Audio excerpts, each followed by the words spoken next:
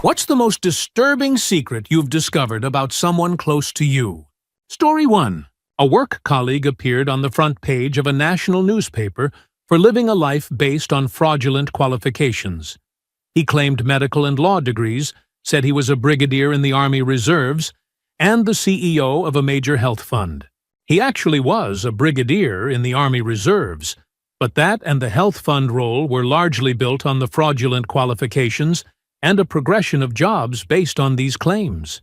In reality, the only qualification he actually held was as a mortuary assistant. Not even his wife knew. The fraudulent degrees had been created while he was in the Army Reserves, working in recruitment, which gave him access to submitted position applications. He was exposed when he applied for a government job, and some red flags were raised by the recruitment team.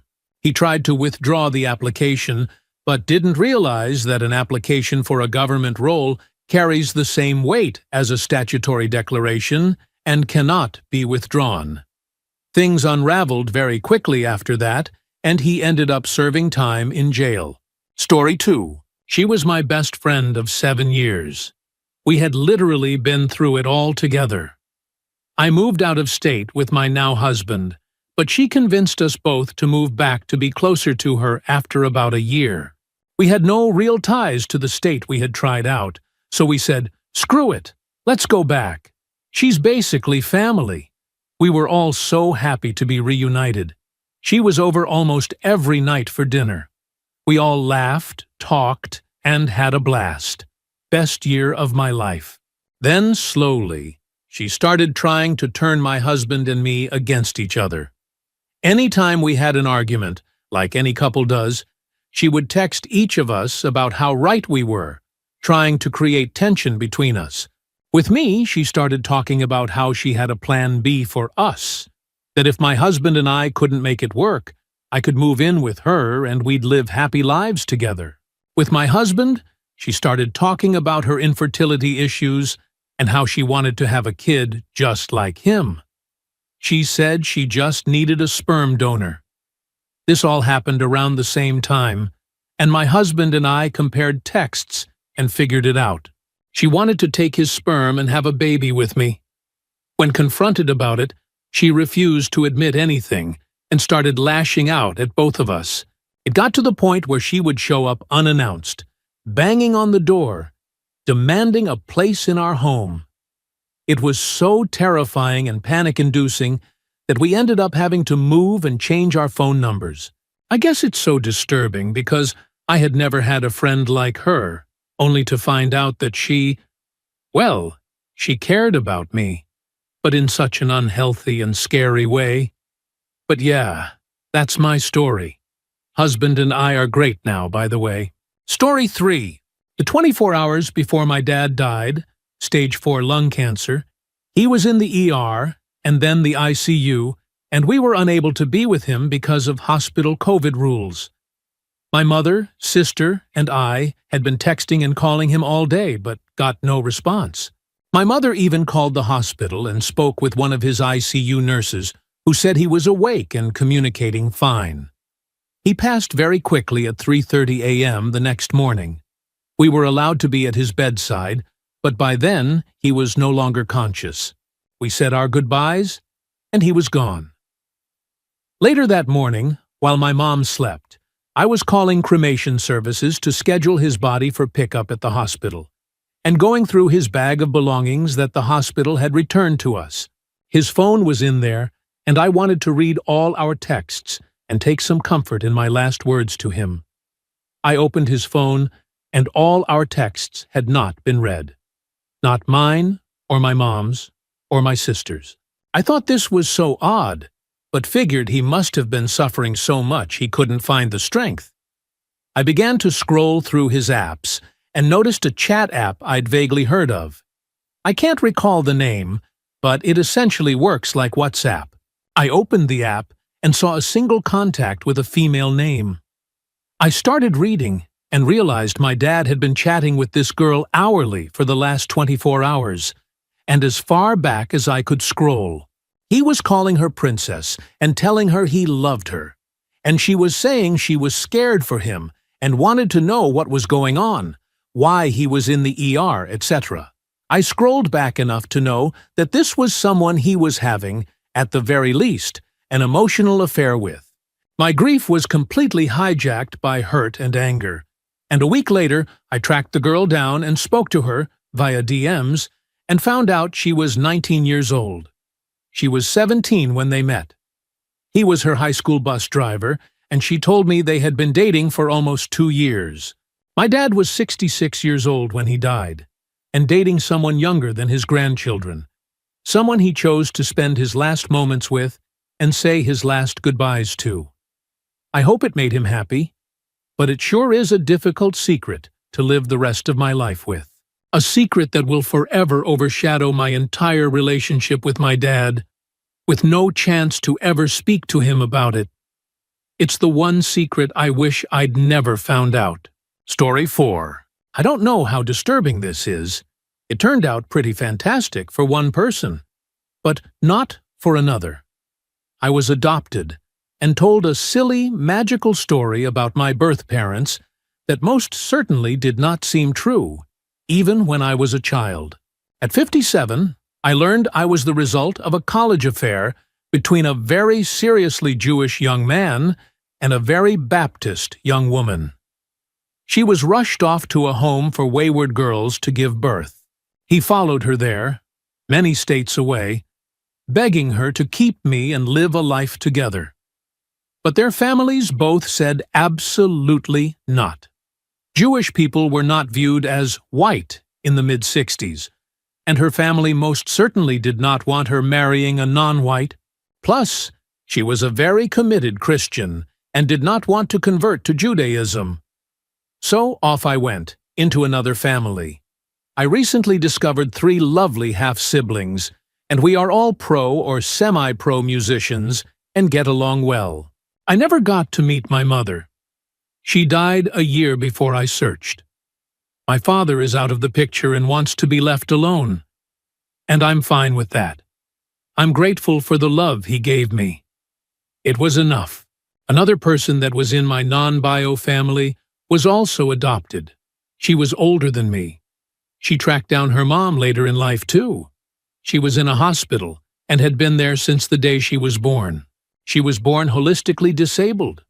Physical, mental, cognitive, learning, sensory, and was assaulted by an orderly. And she discovered she was the result. Endings to our searching are not always happy. Story 5. Figured out a few years after I married my first wife that she had had an ongoing relationship with her first cousin before she met me. I figured it out sitting around a campfire by the way they looked at each other. Update due to the interest. I always knew he was her favorite cousin, but never knew or suspected anything until that night around the fire. It was just us 3 at that point, and I have always been great at reading people. Well, except the women I dated. Anyway, I just saw a look between them, and I knew without a doubt. I asked them straight out when they first got involved. She was so stunned she admitted it instantly and said, "How did you know?" Then she said, "Oh God, I wonder if anyone else in the family figured it out." They had been together off and on for at least 2 years before I met her. But since that time, I suspect it continued even after we met. Another fact that was withheld before our marriage was that she was bipolar and untreated. Things got bad. I was lucky to walk away. I divorced her in 2014. I can tell you that as of last year, I told a female cousin of hers who dislikes her. So I am sure the family knows now. LOL. Story 6. Before I answer this, I want to say that this doesn't have my permission to leave Reddit. To make sense of this, you have to know I have CPTSD, and with it comes severe memory loss, in my case. With that being said, on to the answer. My mom sat me down at 16 and told me she had walked in on my grandfather harming me when I was 2 weeks old. No one is sure when it stopped. I always felt off and had anxiety, childhood depression, But as soon as she told me, she also explained it had happened to her. She knew he was a predator, yet continued letting me be raised by him. I had all the symptoms growing up, including wetting the bed until I was 13. I told people growing up I knew something was wrong, and people told me I was a dramatic girl, or that I was lying. He reoffended a few years ago. That's when people started to believe me. Honestly, it's rough. Spending your whole life being invalidated, invisible, and just really alone. I'm in my 30s and still feel very lost and completely hopeless. I'm not sure how to move on. I apologize for the ramble. I have never written out how I felt. It's weird reading it. I will probably remove this because I want to continue to stay invisible. But I saw others on the forum share their stories. Story 7. Not so much a secret someone shared with me, but comments someone has made about a particular murder case in the Midwest U.S. All I'm going to say is that a family member very close to me has consistently, every so often, made comments about a particular murder that happened in the region they grew up in. The murderers were caught, but I believe little to no remains were found. And through the investigation, it was discovered that the victims were fed to pigs. My family members' comments have always been vague and don't incriminate them in any way or add new information, yet it has always unsettled me.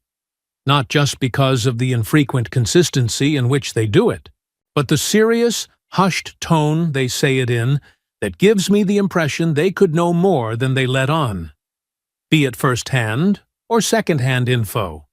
To be fair, rumors spread like weeds in rural America.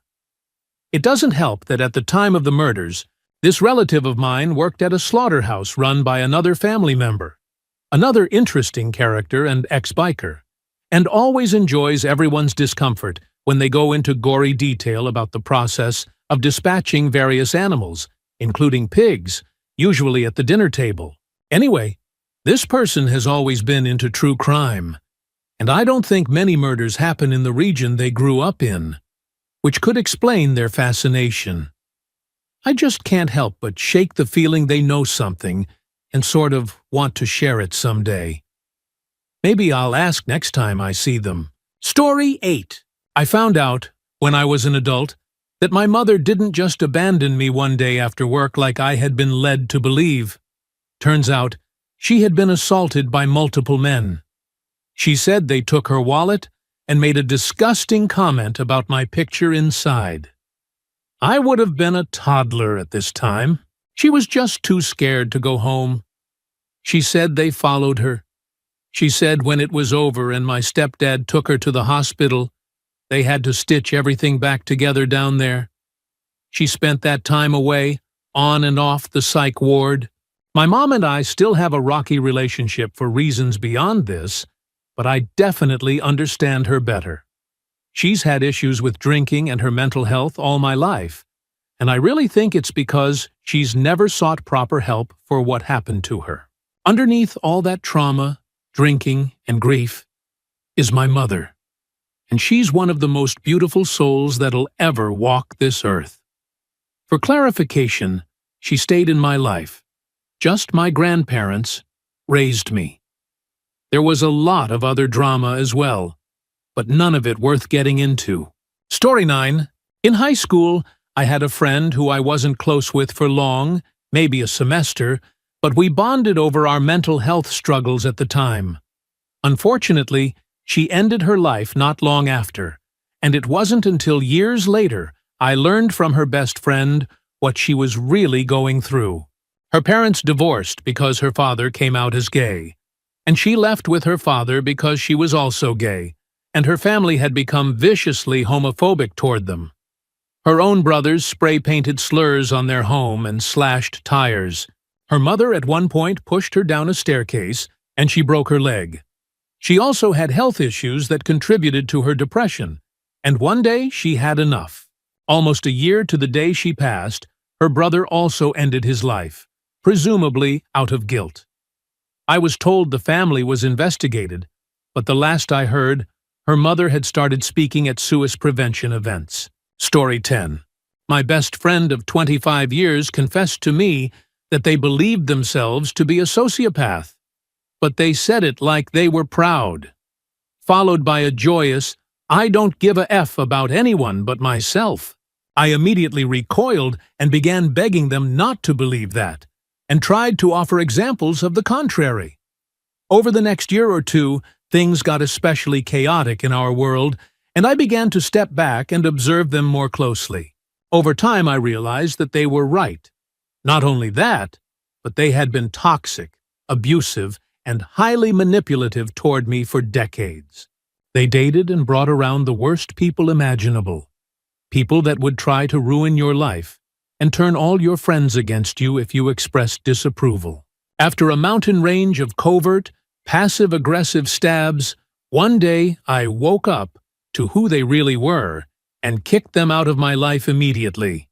Bear in mind there was a long, slow build-up to this. There was a spell of healing, which is still ongoing, and lots of holy crap moments in retrospect. But things have been great ever since. It was like realizing I'd been on some kind of slow intravenous poison drip for decades, and finally yanked the IV from my arm and stepped into the light. Story 11. My extended family on my mom's side has a strange practice of turning horrific family events into funny stories to tell at gatherings, mostly as a way to deal with trauma.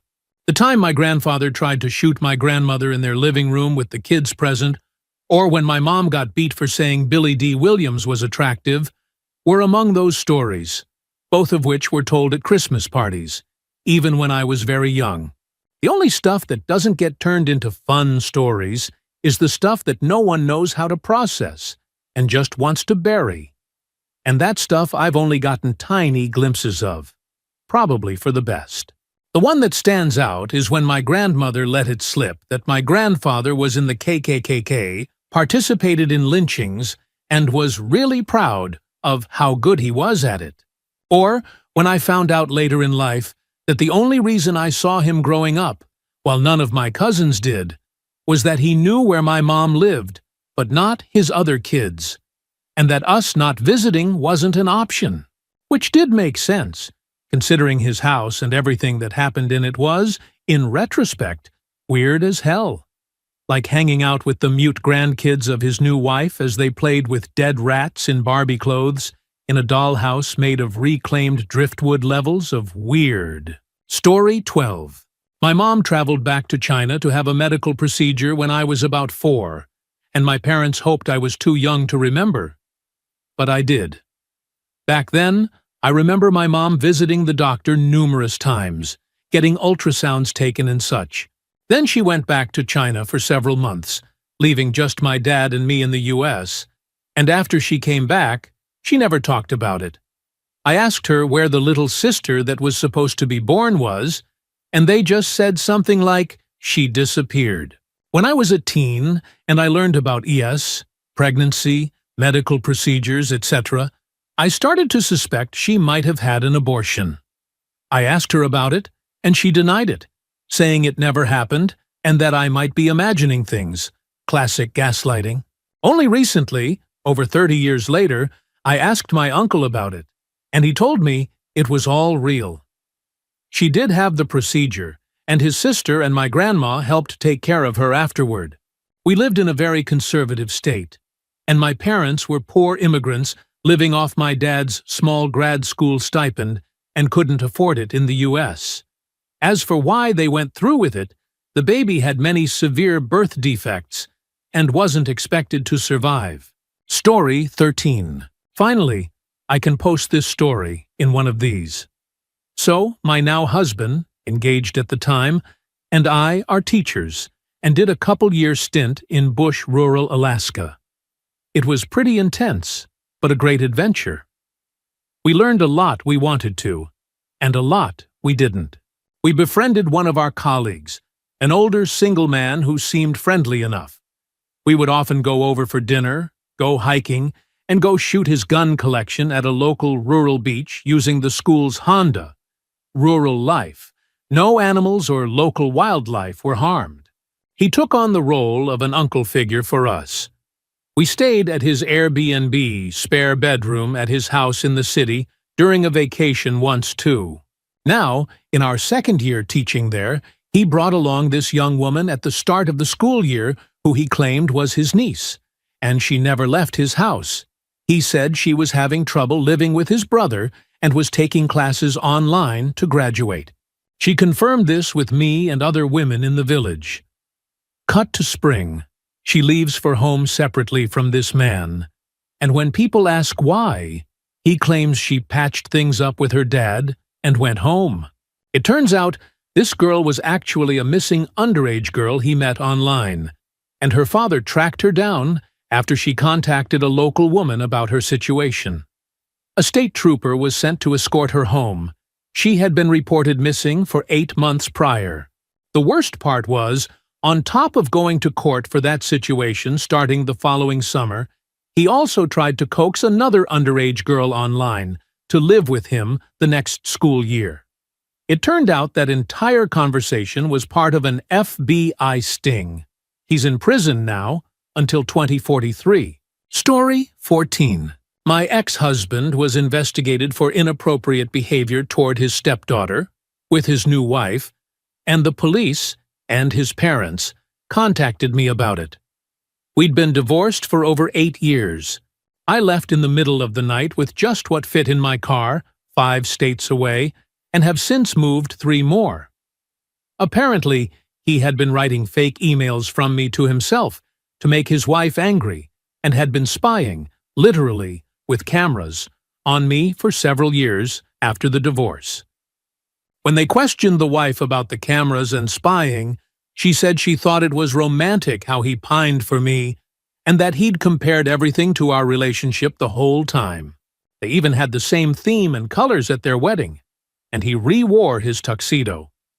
She tried to tell me she knew all my favorites, that she had my cookbooks so she understood my food, that she celebrated my birthday, that we had so much in common.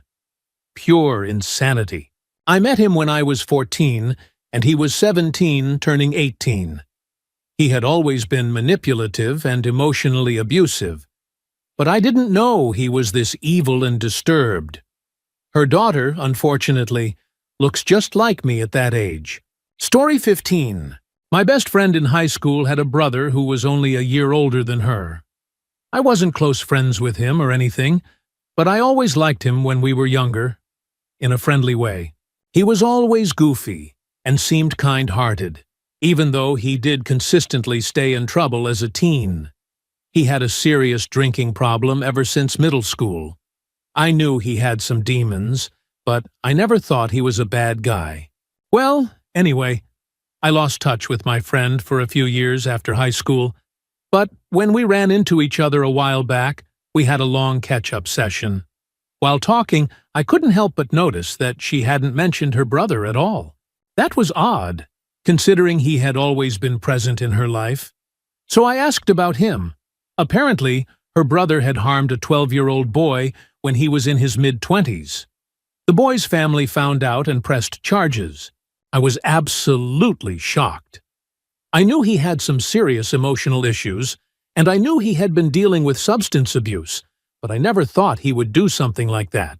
At most, I imagined him being in and out of jail for random, petty drug-related charges, or maybe even go to prison for a drug-related felony. I never thought this was the direction his life would take.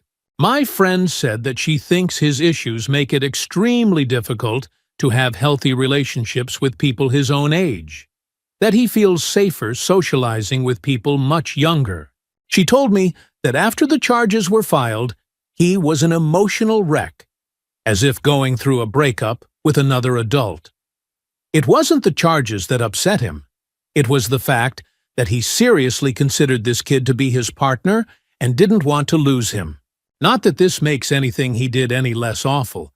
It was just shocking to hear how warped this guy I grew up with really was. All this time, you think you know someone. Story 16. I have almost zero interaction with my wider family. They are worthless to me. I only keep my mom, dad, and one brother close. The rest are either toxic or uninterested in me. I've learned the hard way not to trust people and have lost money, time, and mental freedom because of them. No more. I don't mind losing touch with them. They mean nothing to me and allowed terrible things to happen to my father, their brother. When my grandfather died, they allowed the poor treatment to continue, even though they knew it was out of spite, because my father was a stepson and only their half-brother. All the money my step-grandfather had, and the house he owned, was gifted to my grandmother to take care of my father by his real family. She died when I was 8. All the money was left to her husband. When he passed, his will gave money to all the grandchildren and all the sons and daughters, except for my family, because we weren't related, even though the money had been meant for us. He didn't work, lived off that money, and the house was paid for by my father's rightful inheritance. Later, they reached out to say, "Let bygones be bygones." Number you allowed hate to continue, and the money you took was left by my father's real family to care for him. Your father was just a usurper who stole what was never his. Story 17. My father cheated on my brother's mother with my mom, and my mom didn't know. They got married and had me on their 1-year wedding anniversary. He started cheating on my mom with multiple women, and even while visiting his mother, my grandma, on her deathbed from cancer, he met up with other women behind my mom's back. While my mother and I returned to our home state, he stayed behind to bury his mom. After he left my mom, he remarried in Mexico to someone the same age as my brother, from his first marriage. He passed away in 2011 of a heart attack on the freeway, though he managed to pull over and park safely while it happened. My brother and I had to collect his belongings, and we looked through his phone. And can you guess? He was cheating on his new wife, too. The contacts were saved under names like boss, lawyer, and others. But when we checked the messages, we weren't surprised. So we did him one final solid and erased everything from his phone. This man was a player until the day he died. A scumbag, yes. But from what I heard, his past was pretty dark. But I think that's a story for another day. Story 18. A lot to unpack with this one. But when I was 15, I discovered my father's stash of DVDs, and honestly, I would have kept quiet about it, had it not been mostly extreme content involving same-gender partners. Anyway, this opened a giant can of worms.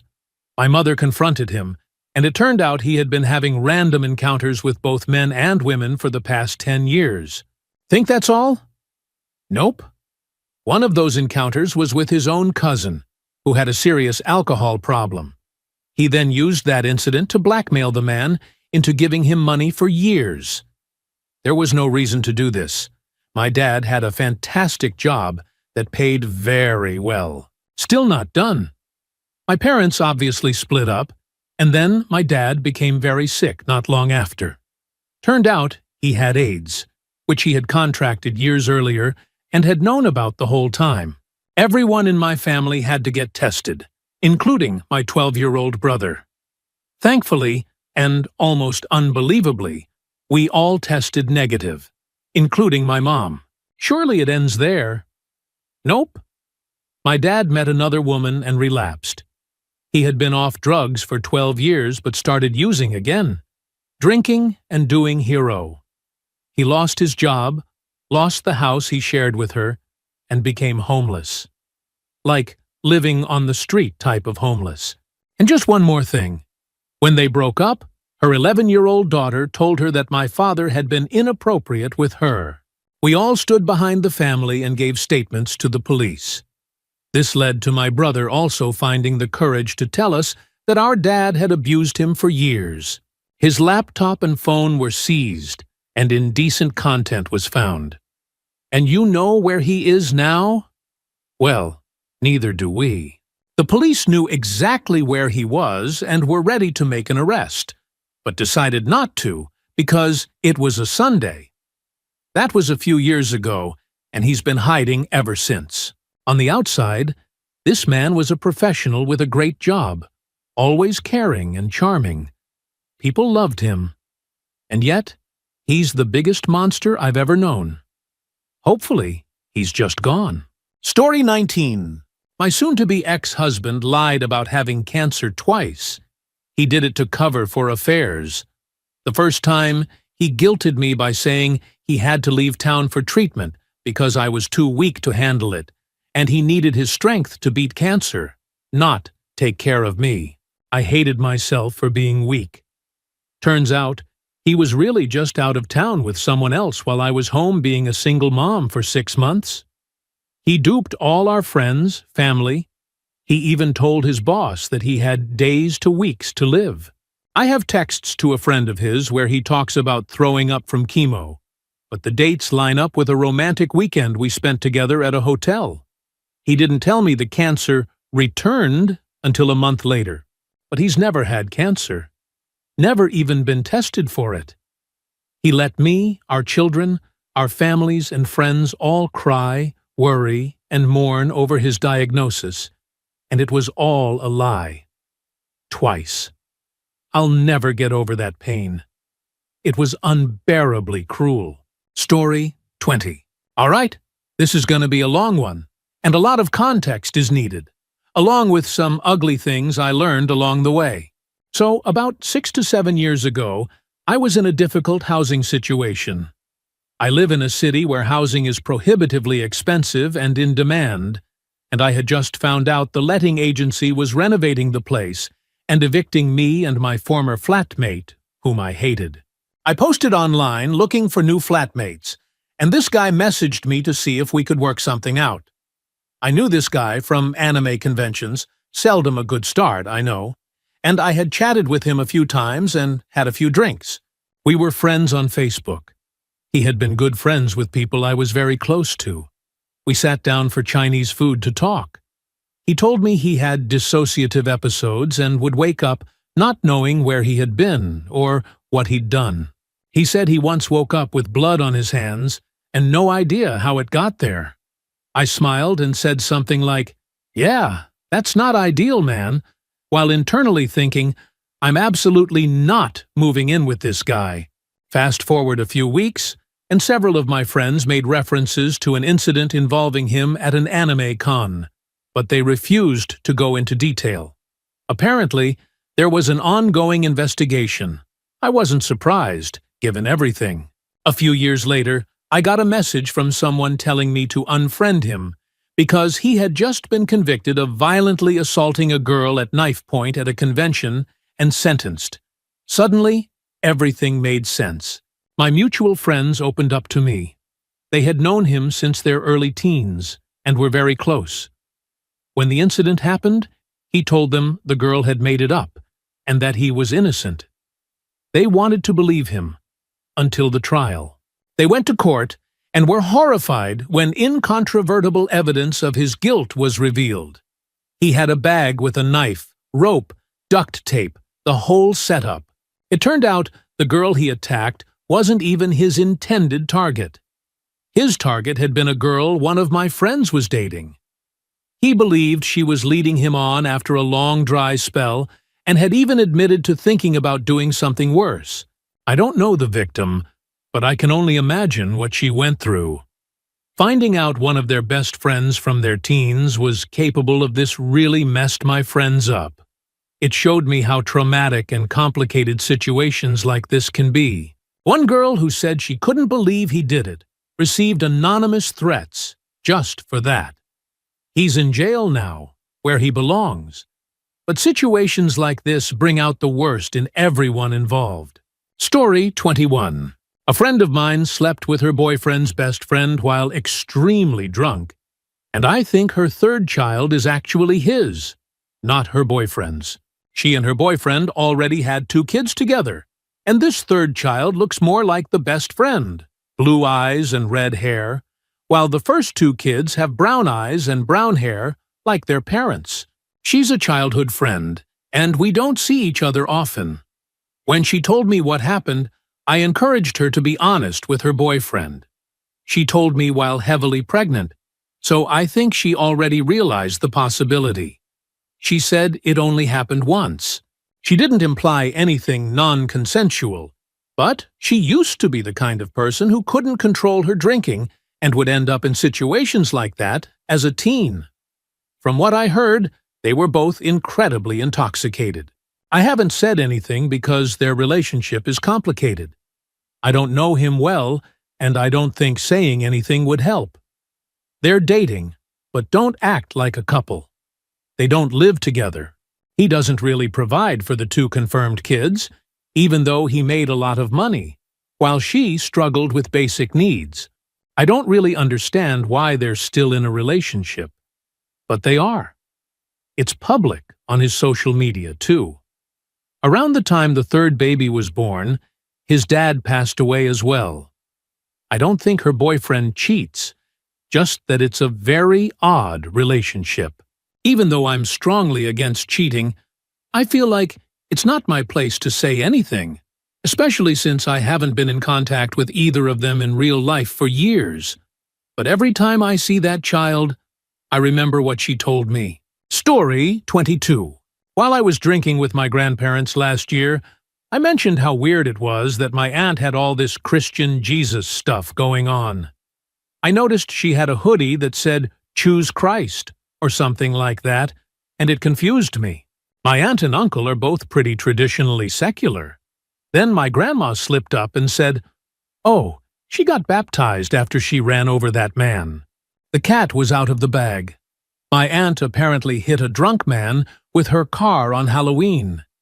He and his friends were jumping out in front of cars while dressed up, just to scare people in the spirit of the holiday. She couldn't hit the brakes fast enough, and he ended up partially through the windshield. There was a major racial element involved afterward because she got off without any charges as a white woman. The man killed was Pacific Islander, and his loved ones fought hard for justice and never got it. It's a terrible situation, and I feel horrible for everyone involved. I love my aunt so much. But yeah, it was a dark family secret kept from me. Story 23. It really isn't a secret, but it was something that shocked me nevertheless. When I was very young, maybe 8 years old, my mom had a close friend from work, who I'll call Lisa. Lisa was, and still is, married to David. They were about 20 years older than my mom, so they were old enough to have grandkids around my age. Mom would often bring me over there to play with the other kids while the adults did whatever. I even stayed overnight there a few times when my parents wanted a night to themselves. Lisa and David also sometimes hosted small church gatherings on Sundays, with David leading the service. Mom and I attended a few of those. About a decade later, we found out both Lisa and David had repeatedly abused one of their grandchildren. Both of them were convicted and spent time in prison. It shocked everyone because they were the classic, well-liked, godly people. I randomly thought about them the other day and ended up finding the document that detailed what happened. I don't know why I even read it. I knew it would be awful. But the part that really stuck out was that the worst of it occurred when the granddaughter was in the bathtub. The reason this stood out is because one of the nights I stayed there, I took a bath, and Lisa was sort of watching over me and asking if I needed help. I thought it was kind of weird because I was definitely old enough to bathe myself, but I told her I was okay, and she left me alone.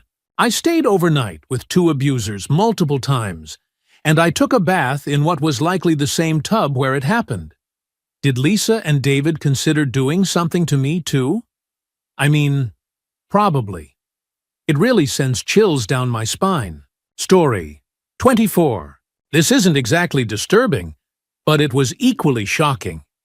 Throughout the time I knew my great-grandfather, up until around age 8 when he passed, he never, ever talked about his time in the military. He served in World War I as a 17-year-old, lied about his age. So fair enough. We knew he served. He was in a wheelchair due to wounds he received, but that was about all we knew. He never spoke of it.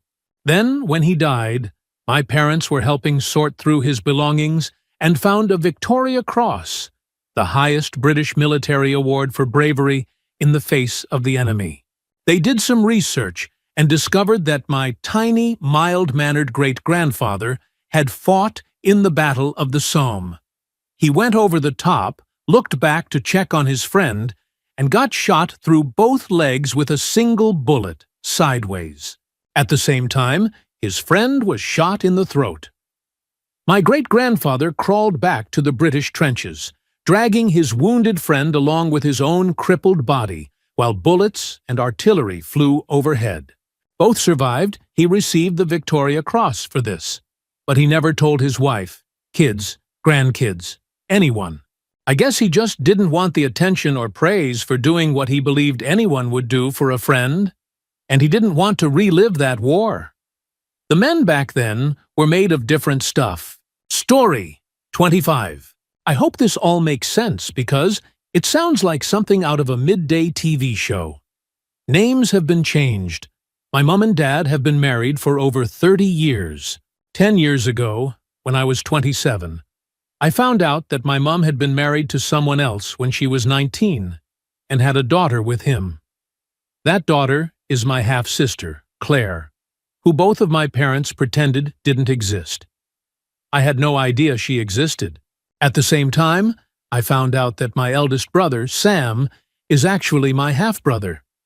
He left home when I was young, and I don't have many memories of him, but he came back into our lives when I was 16, only to have an argument with our parents when I was 18. We never heard from him again. Suddenly, all of that made sense. Mom and Dad were always especially critical of him. I don't blame him for never wanting to speak to them again. I found out about Claire because she reached out on Facebook and told my other brother, Peter, point blank, that she was our half-sister. Peter was furious, and this forced Mom and Dad to finally tell us the truth. Apparently, they were trying to protect us. Pretty sure they just planned never to tell us. Mom casually mentioned that Sam is also her first husband's son, which made me respond, "Wait, Sam is my half-brother?" And she replied, "Well, duh!" She cried. And I comforted her at the time, but honestly, the past 10 years have been hard.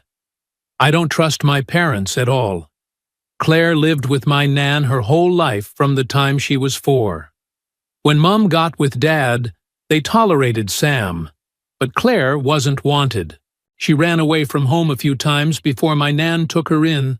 I only saw my nan twice in my life. The first time when I was 18. The last time was just before she died. I didn't know any of this before Nan passed. My mom avoided all contact with Nan and Pop when I was growing up, and now I understand why. My parents act like everything is fine. I've never recovered from it. My mother's texts give me anxiety. I moved 2 hours away and have lived here for 8 years. They've never offered to visit, yet expect me to come back every Christmas and every other month. Mom guilt trips me if I don't. Story 26. My youngest brother, who was by all accounts a sweet, sensitive kid and had a virginity pledge with his girlfriend, turned out to be having a relationship with his girlfriend's mom. He called her Mom, and they ran off to get married after his girlfriend caught them in bed. He also got kicked out of the army because his girlfriend's dad was an army chaplain, and the military frowns on officers getting involved with other men's wives on base. He was apparently given a few warnings about it too. Most of that we didn't find out until later, because his story was that he was dropping out of high school, in his senior year, to live with his girlfriend's family until they were both 18 and could get married. My parents tried to change his mind and took him to counseling, until the counselor had a private session with him. The counselor said he was worried my brother might hurt them or himself, so they let him go. A month or so later, he sent a letter saying he never wanted to hear from any of us ever again. And a few months after that is when everything came to light. His girlfriend caught him with her mom, and he got kicked out of the army. When we cleared out his room, we needed the space for a baby. We discovered a bunch of stuff he had apparently stolen from us, and letters detailing how much he hated all of us. Except me, who he only referred to as a lonely loser in one letter.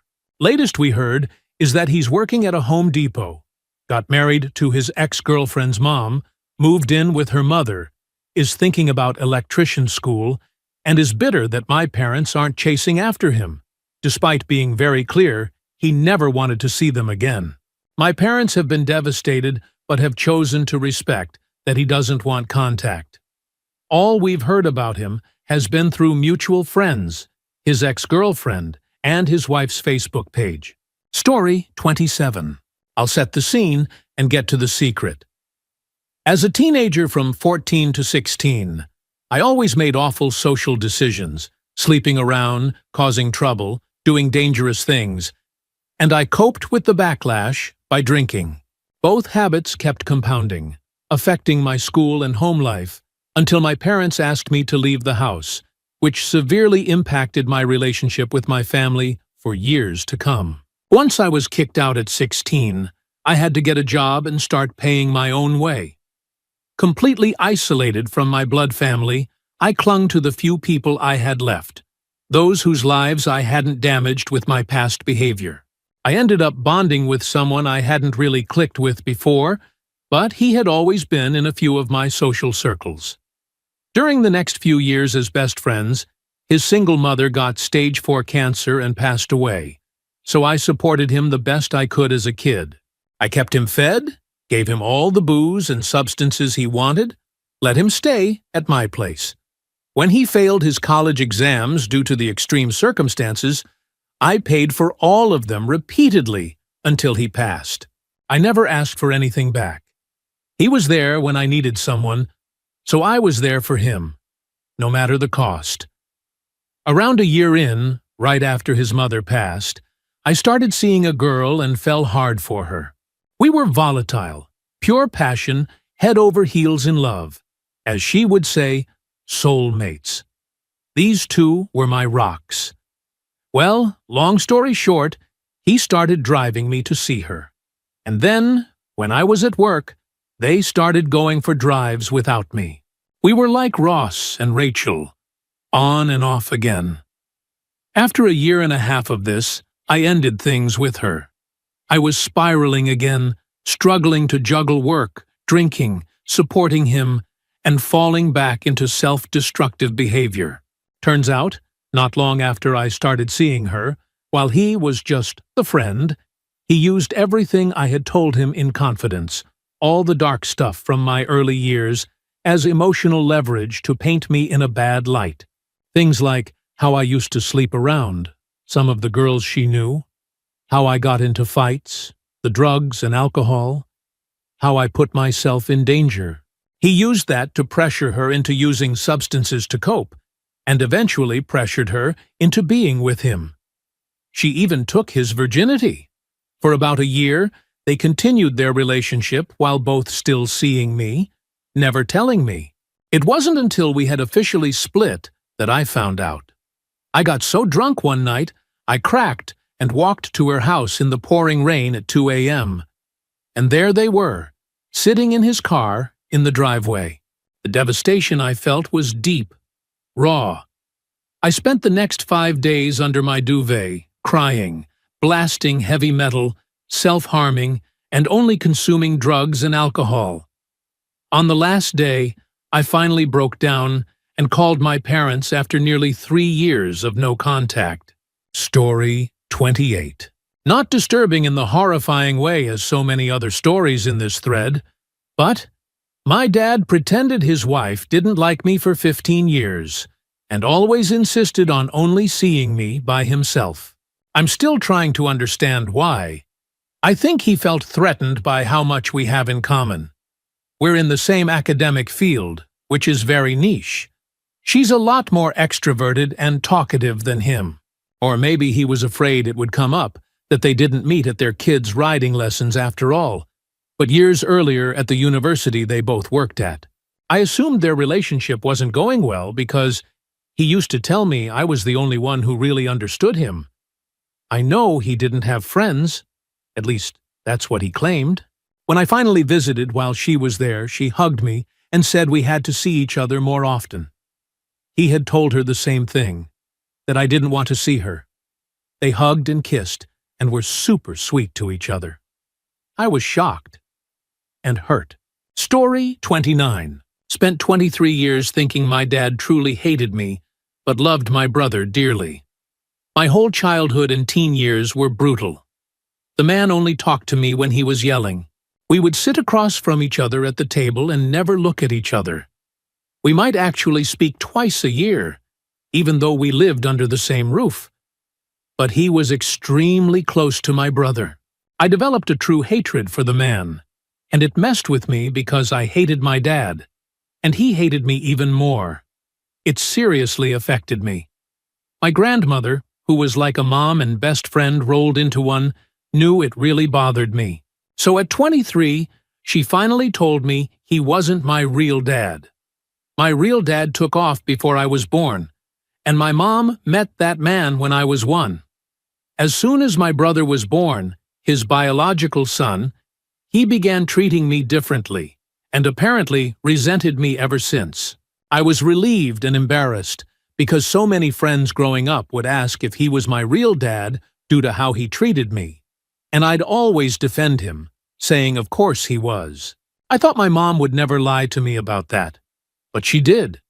No matter how bad it got, she never said a word. People wonder why I have trust issues. Story 30. Back in 2010, my brother and I went to stay with our grandmother, our dad's mom, for summer break.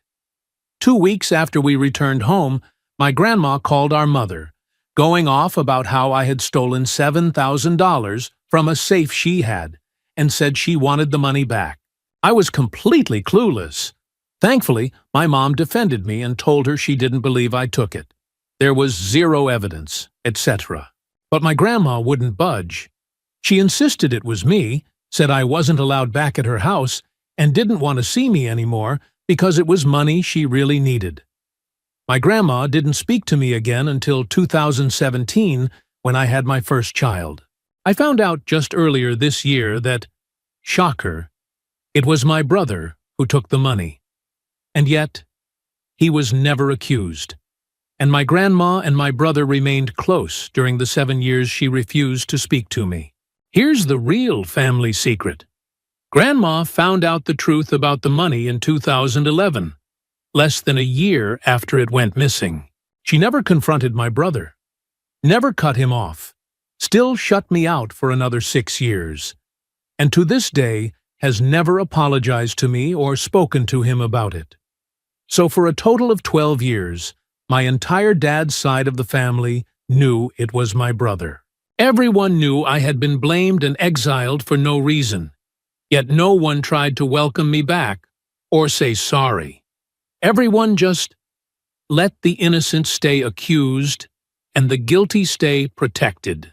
Story 31. My cousin dropped out of college. He had a full-ride football scholarship and a promising future, out of solidarity with his then-girlfriend, now wife, who had accused the star quarterback of assault. The school investigated and said nothing happened.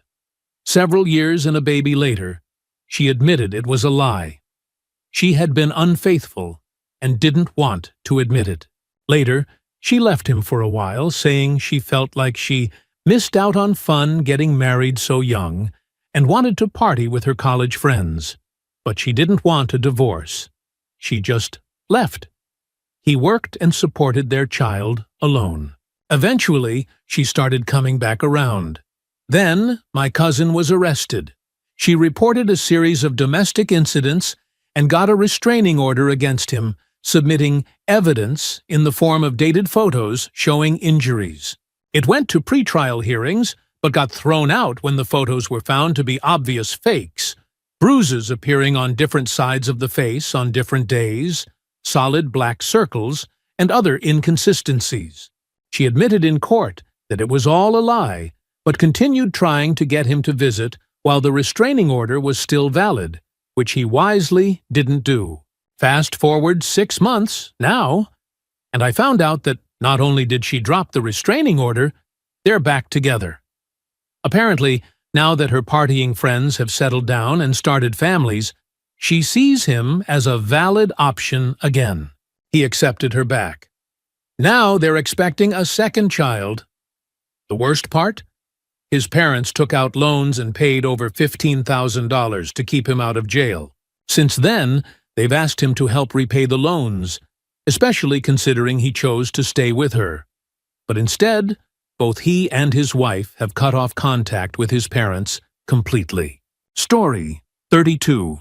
Everyone in my family isolated themselves from an uncle of mine, and my mother was the only one who still spoke to him, just so he had someone in the family to talk to. At first, I thought it was because of his difficult wife, who had a horrible habit of stirring up drama between the aunts and uncles simply because she enjoyed the chaos. I later found out that was only part of the reason. The other reason was because of my cousin. I thought my uncle only had 2 sons because they were the only kids I ever saw growing up. Turns out he also had a daughter. She had been assaulted as a young teen by him, which caused her to completely detach herself from the entire family. Literally everyone.